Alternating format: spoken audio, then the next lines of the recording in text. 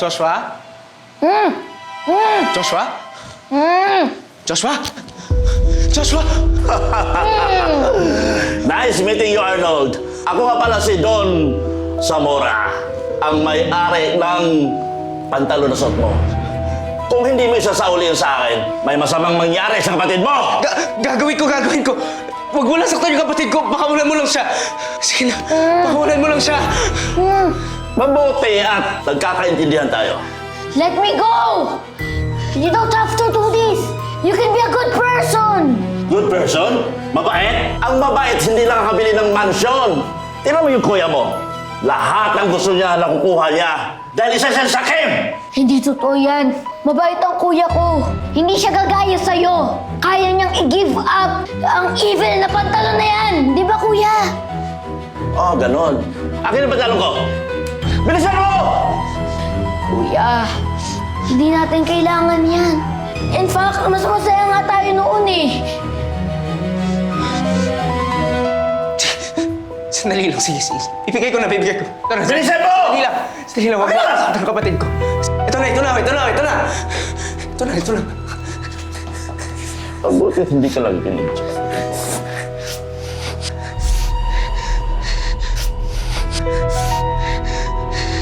Akin ang pantalon ko! Ito na. Sandali lang. Akin na!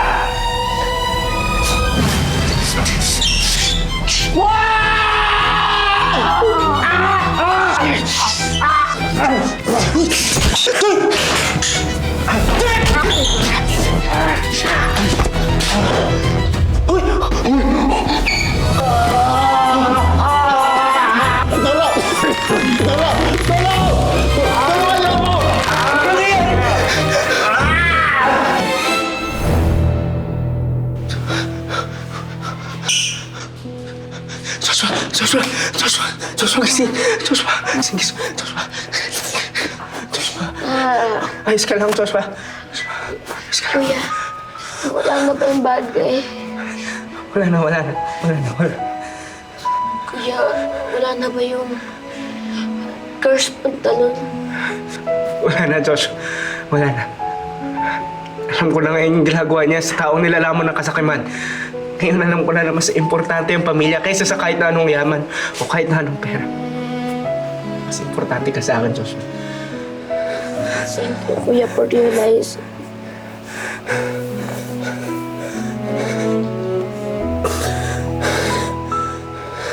Joshua, pasensya na, hindi na tayo nakakain na masarap, ha? Tsaka, nitawan na natin yung bahay, pati yung kotse. Hindi naman natin kaya i-maintain yun, eh. Wala naman tayong income. Okay lang yun, Kuya. Hindi naman masyadong masaya dun eh. Alam mo, magsisikap ako. Tsaka magtitipid kasi lahat ng pera nauubos din. Maghanap akong trabaho. Talaga, Kuya? Hindi na tayo mangangalakal? Oo! Pag-aaralin na rin kita para mahasa yung English mo. Really? That's great! Pero hindi mo na mamimiss yung car mo, tsaka yung mga friends mo. Alam mo, natutunan ko, baliwala ang kahit na anong yaman, o kahit na anong pera. Kung mawawala ka, Diyos. Sensya na talaga. Forget it, Kuya. Ang important is natuto ka na sa mga pagkakamali mo. At pinapatawad na rin kita, Kuya. Kasi nga, ang essence ng Christmas is pagmamahalan at pagbibigayan.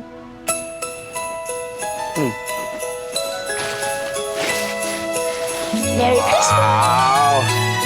Siyempre, meron din ako. Happy holidays. Ikaw nga dito.